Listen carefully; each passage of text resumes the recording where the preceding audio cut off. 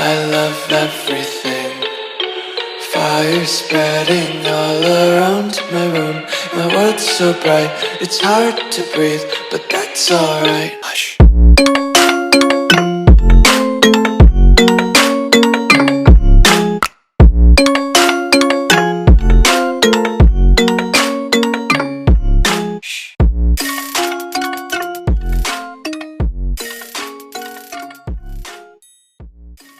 Why is everybody's dad a dick? Welcome to Purgatory. What's going on, freaks and freakettes? I am Spike, and I'm flying solo today. That's right.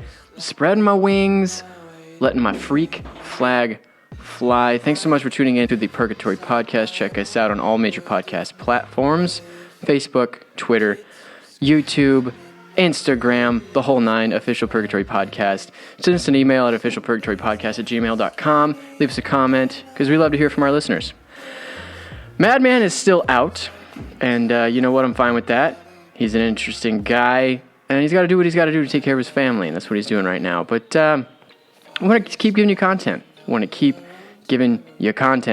I'm recording today directly on my computer, because I don't have to use Skype, because I'm by myself. By myself with my own thoughts. That's a kind of a scary place to be. You know what I'm saying? You know what I'm saying, guys? You ever just spend a whole day in the house by yourself and your mind does some weird shit?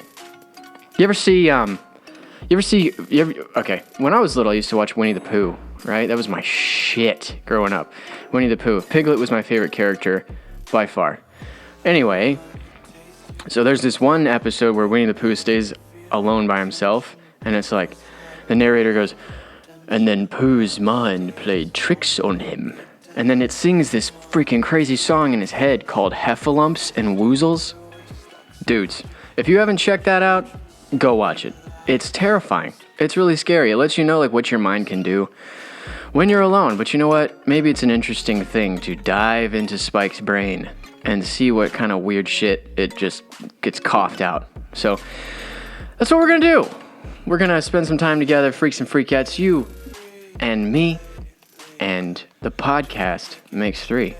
So I wanted to talk about why are dads dicks? And I'm a dad now, so I kind of have some perspective here. But it's like the old Mark Twain thing. My dad was such an idiot. This is me quoting him loosely, but he talked about how his dad was such an idiot until he got older, and then his dad suddenly became smarter.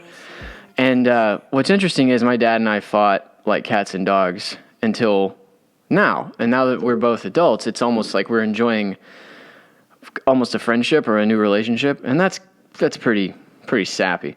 But I want to tell some stories about me and my dad.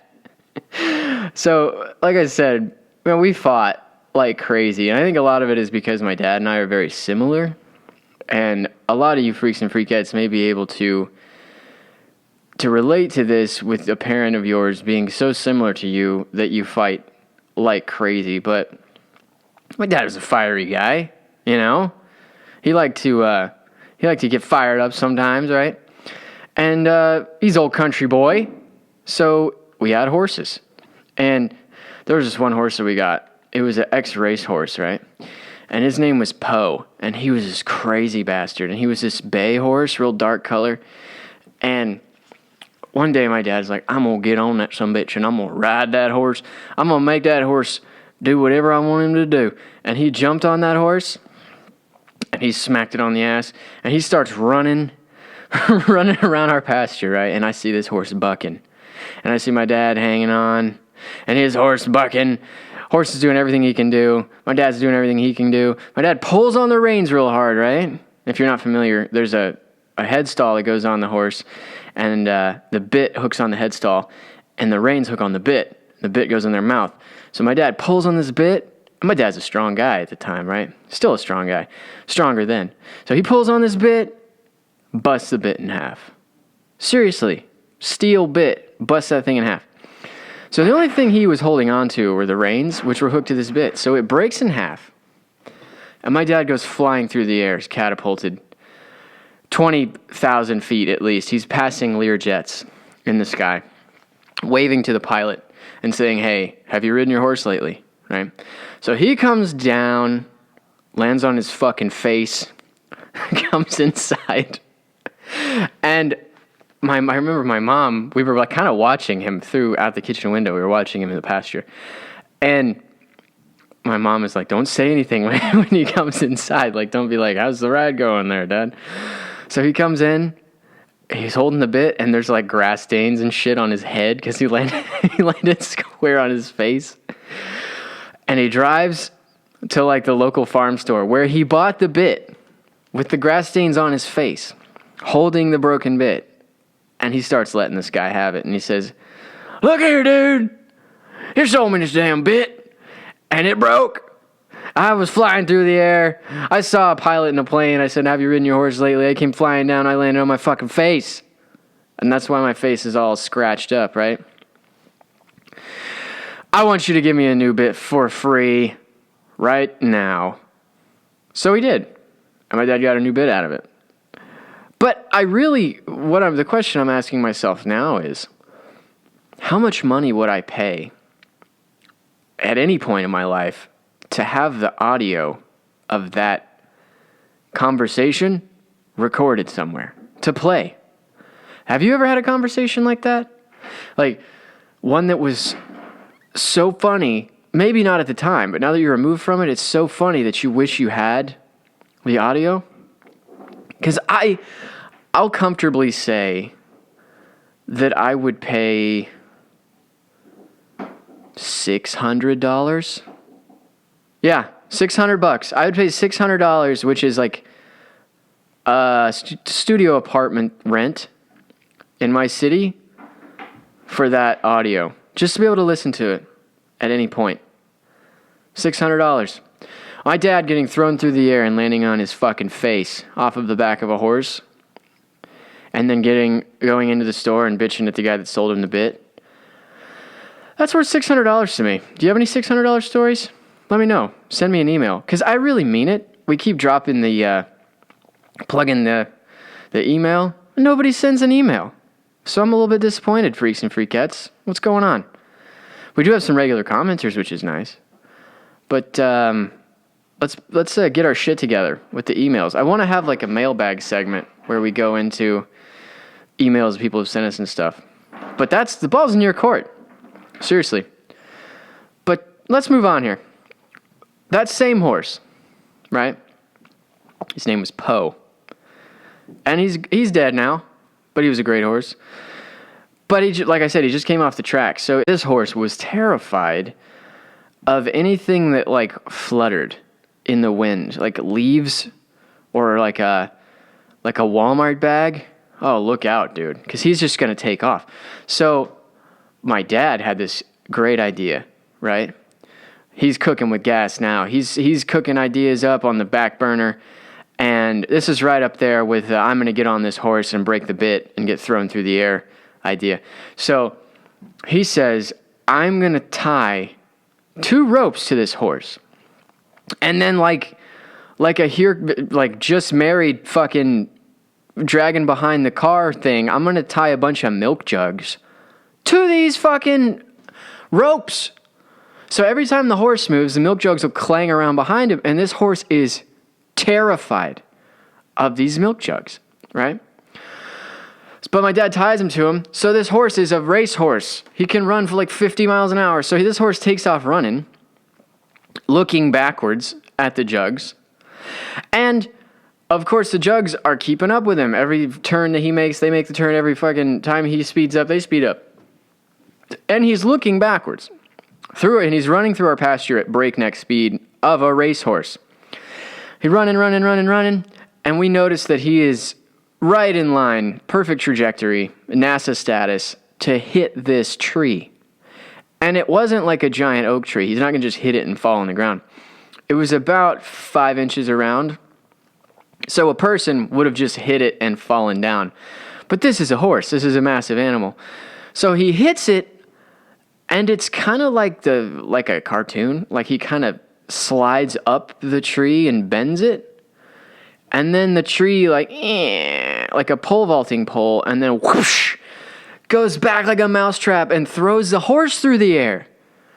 And he probably barely left the ground, but I remember it being at least as high as my dad flew, which was at least as high as a Learjet. And the horse probably talked to a few pilots on the way and said, "Hey, have you ridden your horse lately?" So then the horse comes flying through the air and crashes down, lands on his back, and the jugs that were tied to him fly through the air on the ropes, land on his stomach. And folks, if you don't know, horses can scream. Like a person. Horses scream. I'm not kidding. This horse let out a wail that was indistinguishable from a woman. Okay? And it was as scared as a horse can possibly be. Right?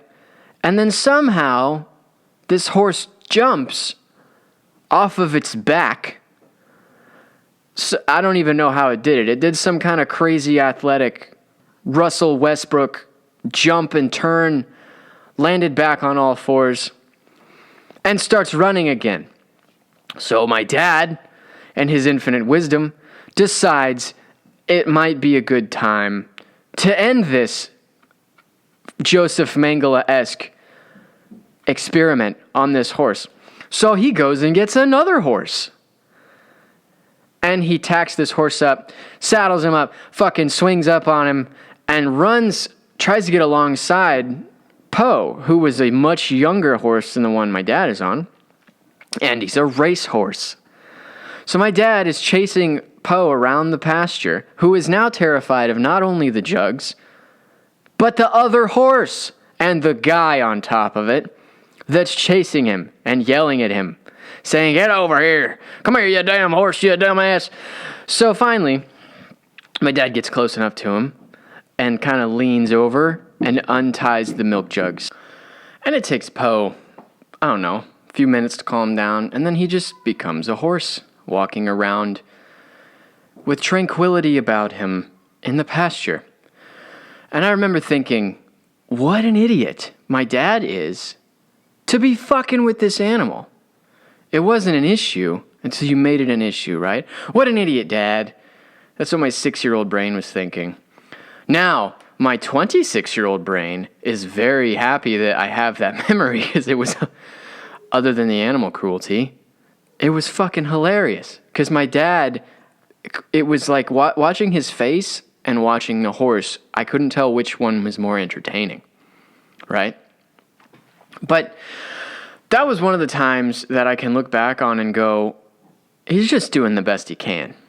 And that's all really any of us can do. When you're a kid, you just do the best you can. And your parents go, "Why did you do this at school? What were you thinking?" And you go, "I don't know. I really don't know. Like, I just did it." It doesn't change when you get older and when you have kids and when you're 25. And from people I've talked to older, people that are 45, 55, you just do the best you can. There's no time where a light switch flips and you go, "I got it now." Because you're always going to be the same stupid person in your head. You're never going to be smart enough. You're never going to be qualified enough to take the next step.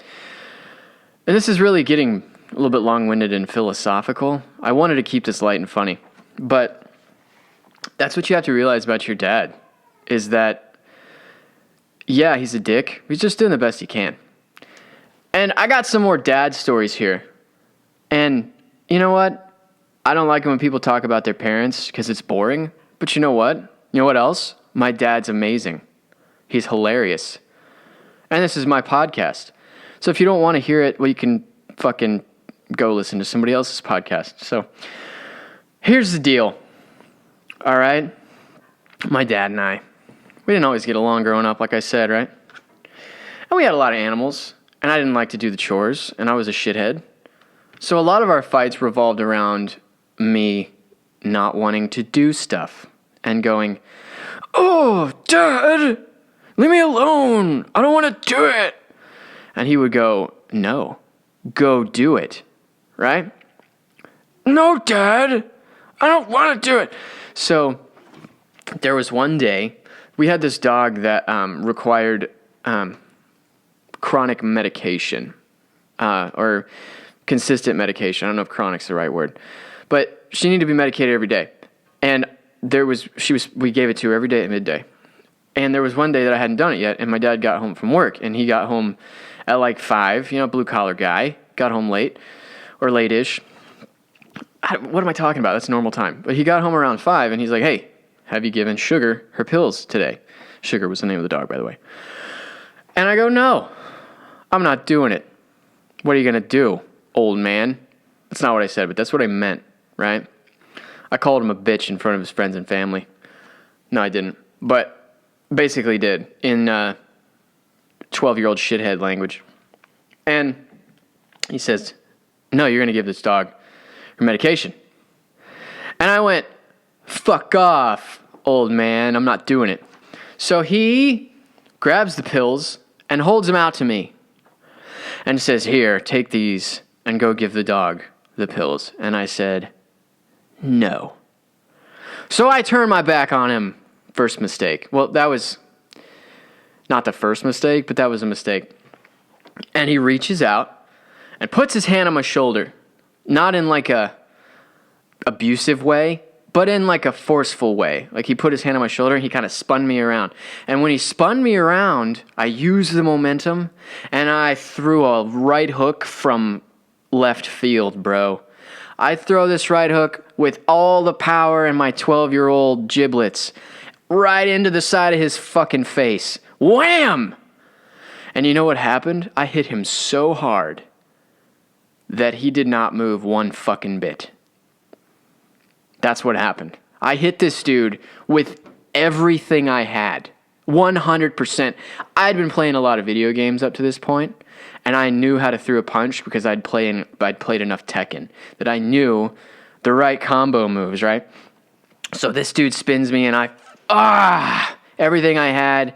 And that's also when I realized that there's a difference between a schoolyard fight and punching someone else that's 12 and punching a grown man.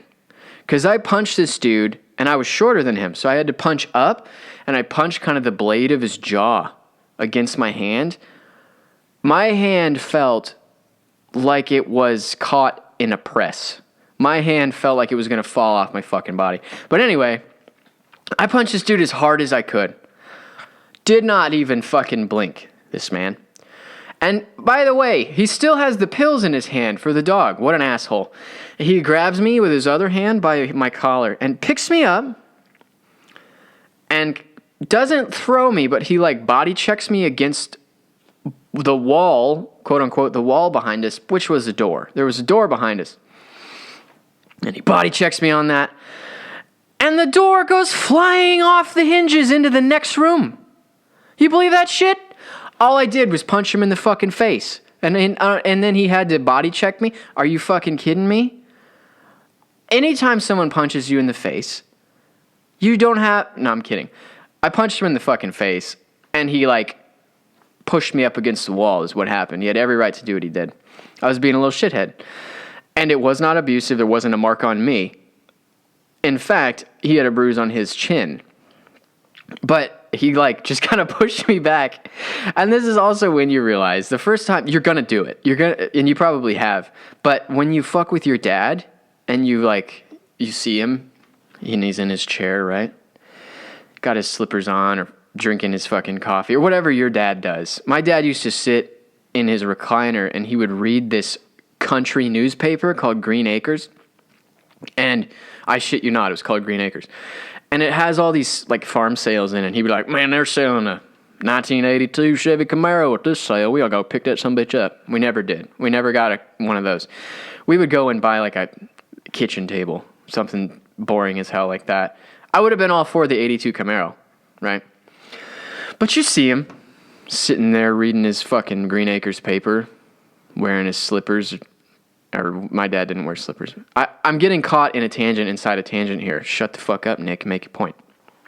You see him, and you go, look at this asshole. This old bag. I'm like 14. I'm a badass. I got hair on my balls now. I think I'll whip his ass. So then you find you're brewing it in your head, and you're playing this movie in your head about how you're going to just become the alpha male of the household. And by the way, I had 2 older brothers that were much bigger than me. So I don't know what I was thinking, claiming alpha male status. I still had 2 other asses to whip other than my dad's. So after I got done whipping my dad's ass, I was going to have to whip my brother's asses. Right? But I didn't think about that at the time. So I was playing that in my head, man, and I was thinking, if there's ever a time, I'm going to be ready, and I'm going to throw this right hook. And I threw that right hook. Nothing. Nothing, boys. Not one flinch. And I was devastated. So when he smashed me through the door, which actually is remarkably easy to do, the doors are only held on with like tack nails. And it was an interior door. It wasn't like a steel frame door. And you can kick an interior door off the hinges extremely easy. And I highly recommend it. Today, as soon as you get home, as long as you own the door and it's not going to damage anybody else's property, go kick the door off of your bedroom. You know what I'm saying? It'll let you know you're alive. But we're in the next room, and we both kind of went flying into the next room, because when you expect to lean on something and it's not there, your body just kind of goes flying into another dimension. And we're in the next room. I remember thinking, that is the first and last time I will ever punch my father. Now, there were some times where we kind of yelled at each other and stuff, but as far as like a balling up my fist and taking a whale, nah, man. That's it, man. Once you punch your dad, that is when you can take the next step into friendship. I highly recommend, if you want to make friends with anybody, you're going to have to punch them in the face eventually. So, that's kind of that topic. I think I covered that up one side and down the other. What do you think, folks? Speaking of punching, my father. And by the way, folks, I don't know what kind of accent I was just doing on accident, but when you think about, well, Nick, what are you talking about? You're just telling us goofy stories about your dad. I'm telling you what my dad, like the kind of guy that shaped me, because I'm an interesting specimen. Not to toot my own horn here, but I think I could have ended up a lot worse, And I think what matters the most in a dad is effort, because my dad tried really hard, and he didn't make the right decisions every time. But what is a right decision as a parent, especially in the moment? Because you can do all the research you want, and then make a decision, and then look back 10 years later and go, well, I probably shouldn't have done that. But at the time, that's all you had. You know what I'm saying? And that's what I'm realizing with my dad, is he's just doing the best he could at the time. And that's what your dad's doing. He's doing the best he can. So don't punch him in the face. I know I said I highly recommend it. That was a joke. That's a joke, boys and girls. Don't punch your dad in the face, especially if you're both adults, because then that's jail time. Not only is that jail time, but it's also awkward at Thanksgiving, especially awkward if you do it at Thanksgiving. And it's like, Dad, how are we going to eat? I just punched you like 2 minutes ago. We got in a fight. Now we're supposed to sit down and carve a turkey together? Fuck that. But anyway, so that's my kind of moral high ground of the day. But I have another thing. I talked to you about, what your dad did. And I told you how my dad used to read this fucking paper. Here's another thing. My father eats like a raccoon living in a dumpster. He will come into the house, or used to. I don't live with him anymore. I moved out. I got my own place when I was 19, which I highly recommend you do too. If you can't afford it, grab 6 friends, sleep on the fucking floor in a sleeping bag. Move out as soon as you possibly can. I mean, don't you want to party? You know what I'm saying? Move out. Anyway, my dad would come home from work, and I'd be doing homework or fucking, I don't know, watching a movie, playing video games. And he would come home and he would start foraging for food like a raccoon. And usually it was peanut butter and jelly, but not a peanut butter and jelly sandwich on bread. This man would make a peanut butter and jelly wrap in a tortilla. Absolute legend. And if you haven't done this, go do it. And if you're about to knock it before you try it, fuck you. It's amazing. This is one of the most important lessons my dad has ever taught me, is that anything that can be put between two slices of bread can be rolled inside a tortilla. If you disagree, unsub, stop listening. But my dad had not reached his final form with the peanut butter and jelly concoction. No. Oh, no. This man had more ambitious goals. And there's a thing. We live in a society where there are things. In Germany, that these backwards World War fighters have come up with. When they're not fighting the world, they're creating these disgusting concoctions of food. If you notice, there's not a lot of German restaurants. You see a lot of Chinese, a lot of Indian, a lot of Thai. A lot of, the Asians are doing work when it comes to culinary creations. Not the Germans. Why is that? They're making cars and they're fighting the world. Here's one thing they made, all right? It's called liverwurst. And if you don't know, it's basically this jam that's made of animal. It's animal jam. It's an animal marmalade that they've just taken some sort of mammal and they've amalgamated it and they've squished it through its strainer and cheese grated its fucking face into a loaf. And then they pack it into one of those ground sausage things that's wrapped in plastic with the little metal crimps on each end. Right? You know what I'm saying? And it's like this toothpaste kind of consistency. It's fucking foul. And it's an abomination. Anyway, my dad loves this shit. Of course he would, right? My dad's an asshole. Actually, I love my dad. But this is one of the things that I don't understand. Liverwurst. Why is that a thing? Why? Germans. If there's a German freak or freakette, tell me. What's up with liverwurst? Okay, but like I said, hasn't reached his final form. Not only would he take this liverwurst, if you've ever been to a sushi place, most of the time they're going to give you this green shit on the side called wasabi. And an overwhelming majority of the wasabi that's served in the United States is not real wasabi. It's some kind of horseradish that they've colored green.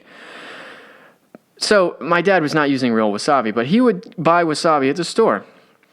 And it's in a toothpaste tube, right? So he would take liverwurst and wasabi and then put it in true form to the peanut butter and jelly wrap. He would put it on this fucking tortilla. And then he would put spinach on it. Put that whole foul concoction in the microwave for 10 seconds and wilt the spinach and then roll it up. And he would eat it.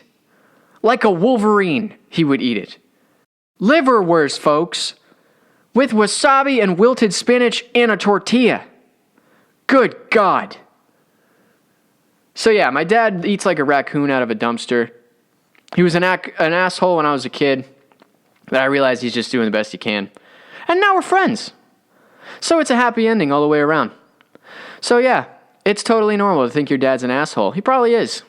But then when you get older and you have an asshole boss, you're going to realize your dad was just preparing you for that asshole boss. And then very likely when you become a dad, you're going to be an asshole and you're going to realize that you're just teaching your kid how to deal with assholes in life. So you know what? I think that about does it for our talks about dads. We're going to go into a quick break. See you on the other side. How's it going, everybody? This is Spike from the Purgatory Podcast. When Matt and I decided to start this podcast, neither one of us knew kind of where to start or how to distribute it to different platforms. And that's when we came across the Anchor app. Now, Anchor is the easiest way to make a podcast because they give you everything you need in one place for free, which you can use right from your computer or your phone.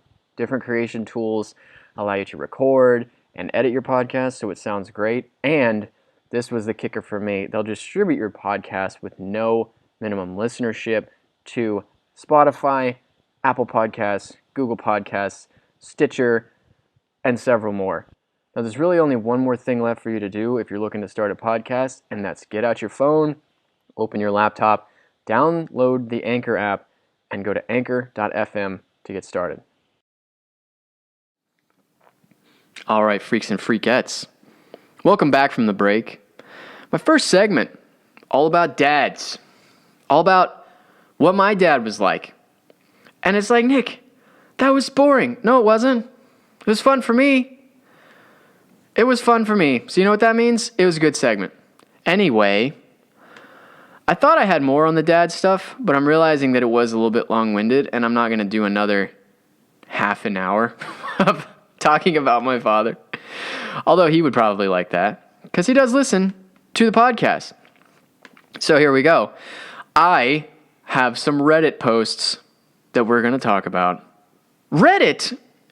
I'm pretty new to Reddit. Mad actually introduced me to Reddit, and what I'm realizing is it says the front page of the internet, right? What I'm realizing, this is the toilet of the internet. This is where all the shit posters of Instagram and YouTube and all the shit posters of the internet realized that they could all rush to this one place and all just make it a whirlwind shitstorm. A wonderful shit sandwich rolled up in a tortilla and presented on this nice talk forum plate. So I have looked at some Reddit posts. And again, I'm not super fluent in the language of Reddit, but I've found some videos and some posts that crack me up. And one of them, my favorite Reddit probably, is r/public freakout. Have you seen this one? Have you seen the posts from r/public freakout? Because I have. Some of them. And they're fucking great. So here's what I'm challenging the freaks and freakettes to. When you see this episode, if you get this far, congratulations. You're half hour in. Good job. You're a half hour into the podcast. You know what? I'm a half hour into the podcast talking to my fucking self. It's a little weird. But anyway, post your favorite public freakout in the comments. Post it. I challenge you. I really hope there is one because I want some participation from the crowd, from the freaks and freakettes, from the subs. Anywho, so here we go. I'm going to try to link these in the description if I can figure out how to do it right. But drunk fight seems to be in slow motion. And it's these two guys, and they're speaking Spanish, and I can't tell where they are, but they're speaking Spanish, so it's probably some Central or South American country. And one of the guys, they walk up to each other, and they're yelling at each other. And one guy, pushes the other one. And, when you get pushed, you might take, a half step back because you can compensate for the change in balance. These guys are so hammered that they're not drinking alcohol. You drink them if you want to get drunk. Their whole body is alcohol. If they were to do a blood alcohol test, it would say all out. Where's the blood? Is what it would say. It would be like that Wendy's commercial, where's the beef? But the old lady would go, where's the blood? I shit you not. So these two bags of alcohol come towards each other. And one guy goes to shove the first one. And he kind of just moves to the side in this really water balloon amoeba type way. And the guy that goes to shove him misses. And when you go to shove, as I mentioned in the first segment, when I talked about the wall check into the door, when you're banking on there being resistance, and there is no resistance, you go flying into another dimension, and your brain can't make sense of it.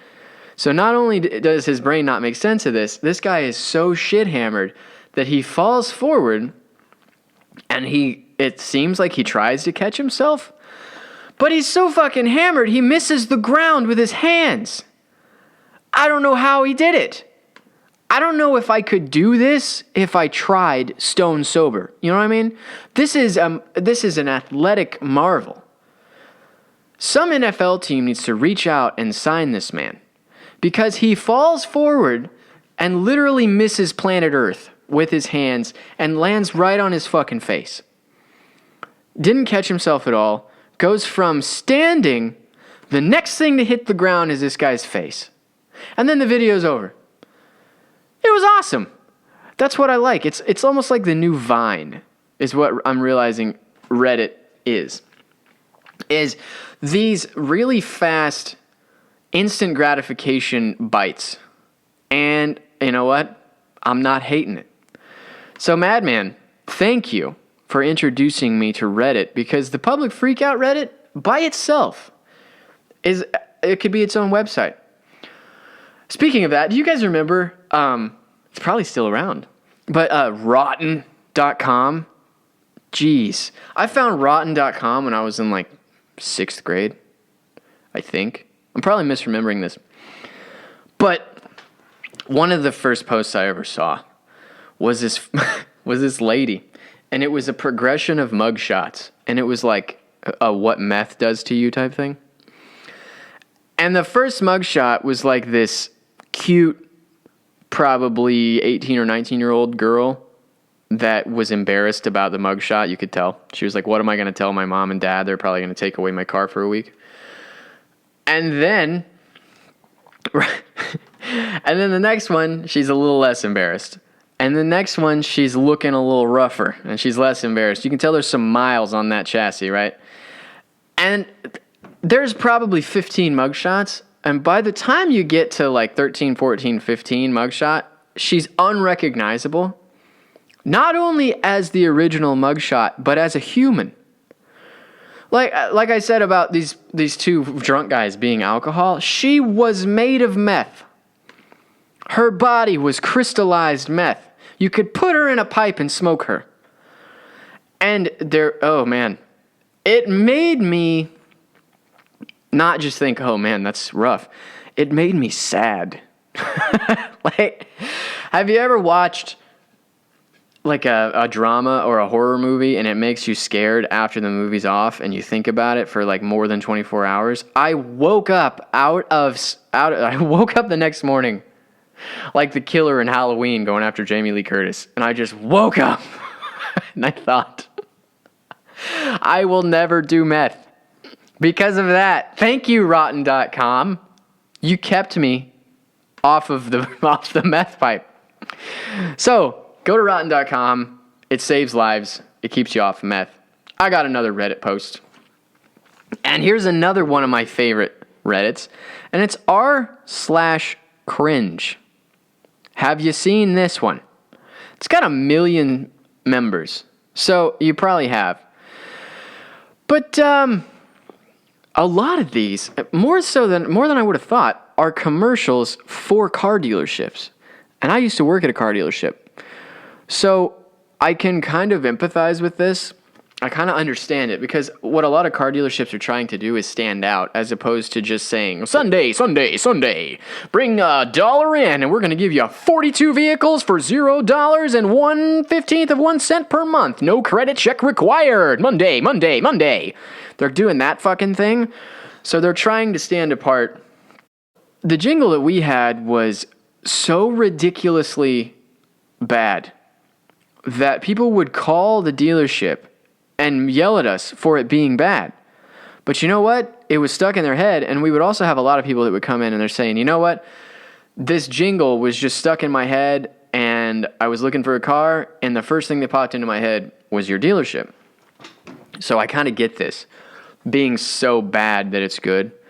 But this one's rough, because this guy, here's another thing about these commercials for car dealerships, local car dealerships. The people in the commercials work there. So they're not hired actors. So the guy in this commercial was clearly a salesman or a credit analyst, or he's one of those. He's not a maintenance guy because he's too fat. Because most of the maintenance dudes are relatively thin, so they can fit under the cars on the creepers. Or they'll just bring them up on the lifts. But even then, they have an active job. So they're not super, super fat. So, this guy, he's called the Crusher. And he's acting off this Punisher type superhero joke. And this lady goes into the dealership. And they're like, here, you have to have great credit. And this car salesman hears it in his head, and then he whips off his shirt, and this dude has no business whipping off his shirt. Like, if he's one of the guys that, you know, those guys at like a water park that have their 2 or 3 kids there, and they're embarrassed of their fat, disgusting bodies, so they wear a shirt in the pool. This is how that guy's built, right? Just so soft that if you poked him, you wouldn't know when you're touching his skin. It would just give. You know what I mean? And he starts running across the dealership wearing a cape. And it's horrible. I don't know why this man agreed to this. Because a lot of people are going to see this. And people are going to come into the dealership to want to buy cars. And even if they didn't see the video or didn't see... what am I talking about? They did see it. They saw it. This aired in their city. And they... This guy is going to go into a gas station and they're going to be like, oh, you're the fat ass that was running across your dealership without any clothes on. What were you doing, guy? Well, I was just trying to sell cars. Yeah, well, you're an idiot, guy. So yeah, don't ever do that again. It's entertaining. And you know what? It probably sold cars. So I don't know what I'm talking about because it probably sold cars. But fuck me, right? That's why I don't produce commercials for car dealerships. I don't know what I'm talking about. But it definitely belongs on r/cringe because it was pretty bad. So I found another Reddit called r/drunk. A little bit smaller, 271,000 members. And it just says, welcome to r/drunk. Hell yes. Thank you. Thank you for speaking directly to me and letting me know that I'm welcome here. But the post is called 2 a.m. on Saturday night. Rum and Coke time. And dear Lord, it's heartbreaking. This clip is 5 seconds long. This would have been a great Vine. It might be a Vine. I don't know. Why are you asking me? Anyway, this gentleman goes to open some rum. I believe it's rum. I thought it said Jameson on it, so I'm a little confused if it was whiskey, but it says rum in the title of the video. If he goes to open it, right? And he might have had 1 or 2 before this. So he goes to open it. I've said that like 3 times. And he hits the Coke bottle with his elbow. And it goes flying off of the countertop, lands on the ground, the cap flies off.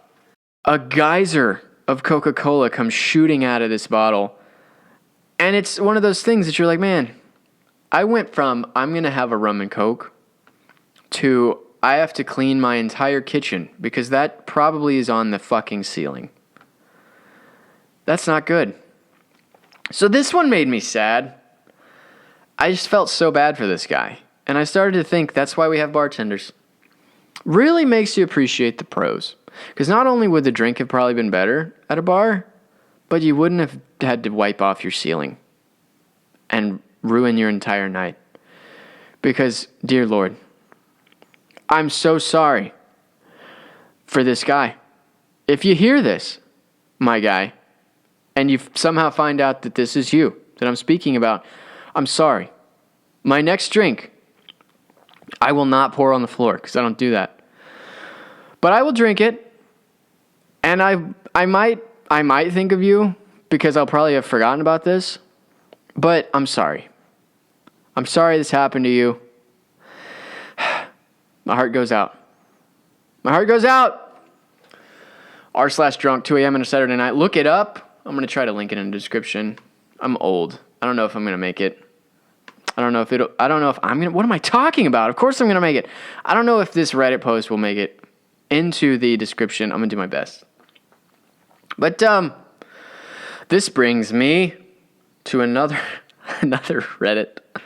I keep laughing sheepishly or laughing in a goofy way, but this one is probably my favorite, like, what the hell moment. And it's just great. I always like to go to sanctuaries or rescue zoos. I try not to go to the ones that are just the zoo, where they like breed animals in captivity and stuff. I like the sanctuary ones better because it makes me feel like my dollar is more humanely spent, you know. That being said, a lot of these sanctuary ones don't have a wide variety of animals because there's only so many animals that need rescued that are exotic. You know, most of the animals that need rescued are rabid pit bulls, you know. Sorry, I'm talking twice as much in this episode, so my voice is giving out a little bit faster. Sue me. But like I said, a lot of these sanctuaries don't have the same variety of animals as regular zoos because their ethical code won't allow them to just go and buy animals from some guy. Wouldn't that be weird to be an animal dealer? I'm the zebra guy. Come buy zebras from me. I'm the fucking ostrich guy. That'd be cool, right? Just have 40 ostriches in your yard. Some guy comes over with a stock trailer. He's like, I'll take 12. I want 4 males and 8 females. And you're like, all right, let's do this. Let's throw a bag over their head and just whip them into the stock trailer. You know? I wonder, like, if they all stand next to each other nicely in the stock trailer, if they're freaking out during the ride, or if they have to, like, separate them. Because with horses, you have to separate them with dividers, or sometimes they'll fall in the trailer, and then they'll start kicking around trying to get up, and they'll kick the other horse's legs, and they'll break the other horse's legs. And when a horse breaks its leg, it's basically dead. Like, it's because they won't stay off of it. Like, a big part of the healing process is you got to fucking take it easy, and horses are so fucking stupid that they don't understand that they can't walk on that leg for a while. They need to take it easy. So they'll basically just keep trying to get up and re-breaking their stupid leg, and then you got to put them down, which is it sucks, you know. Anyway, that's a feel-good story. But yeah, so there's a zoo in Egypt. We're all the way in Egypt, and this aired in the Scottish Sun, and Scottish people are like, it's in their DNA to be funny because they've been at war for centuries. So they've been around death and fighting so much that they have to find humor in like the darkest places. I shit you not. So if like Scottish comics are some of the funniest comics you'll ever see. But yeah. So in 2009 in Gaza, there was a zoo that painted 2 donkeys black and white to replace a pair of zebras that died of starvation. So there's layers to this, right? So not only did they starve their zebras to death, and I get this. Well, I kind of don't at the same time because zebras live in like Africa, which isn't the most lush place. And granted, they do have to migrate like hundreds of thousands of square miles in a year to get enough grazing in. But they seem to be pretty hardy creatures because they live in a very unforgiving place. But they starved these 2 animals to death. Fucking dead. I don't know what they did with them. I can't imagine they would have eaten them if they had starved to death. They probably didn't have a lot of meat on them. But then, so here's what I find hilarious. I don't know what happens at an Egyptian zoo, but if this had happened in America or a first world country, they would have sat down at a boardroom. And there, you know how everybody at a zoo wears like kind of a wrinkly button-up shirt that says like Beebity Boppity Zoo and Wildlife Center, you know? And they've all got like Clark's desert boots on and some fucking khaki cargo shorts. These guys would have sat down at a boardroom around a table, and the lizard guy was there, and the pachyderm, the elephant guy was there, and the bird guy, and then there's the zebra guy, and they're all looking at him, and they're going, Kevin, what the fuck, man? You just killed your animals. We only had 2.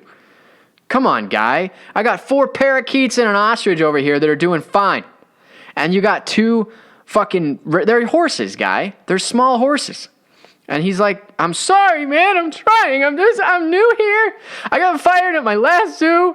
I wasn't even the horse guy there. I was cleaning cages for the hippos. And they're like, Kevin, calm down. There's a way out of this. My cousin has 2 fucking donkeys that are significantly chubbier than these dead zebras are, and they're much more energetic than these dead zebras.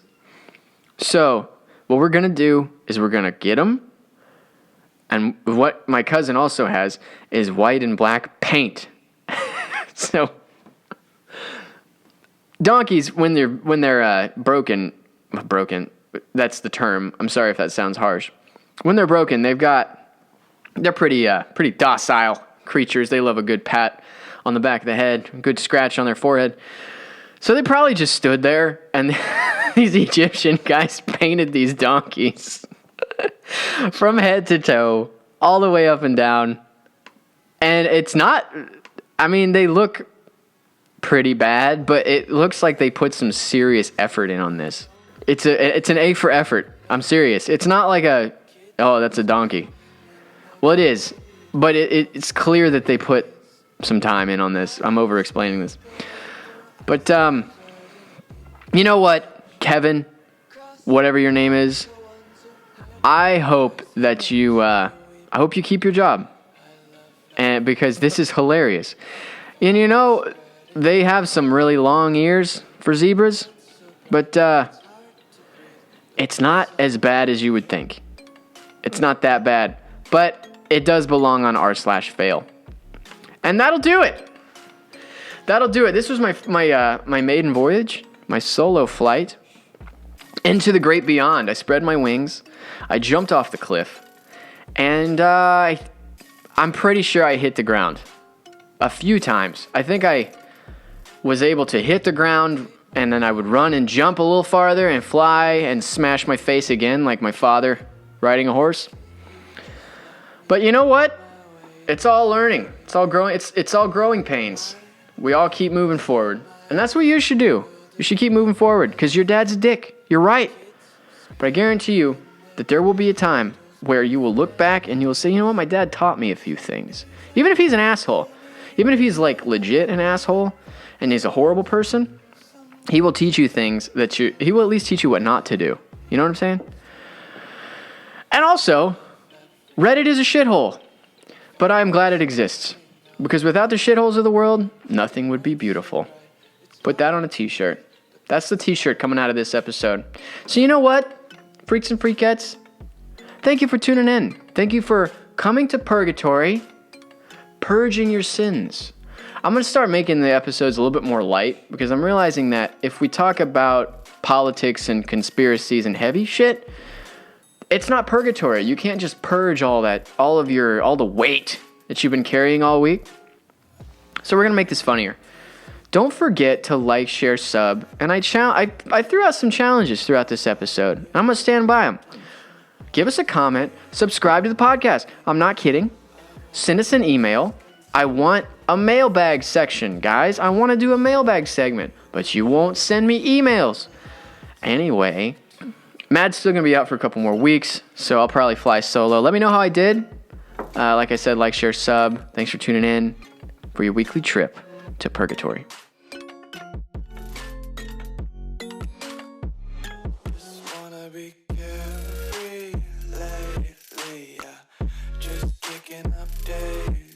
Got one too many quarters in my pockets. Counting like the four-leaf clovers in my locket. Untied laces, yeah. Just tripping on days.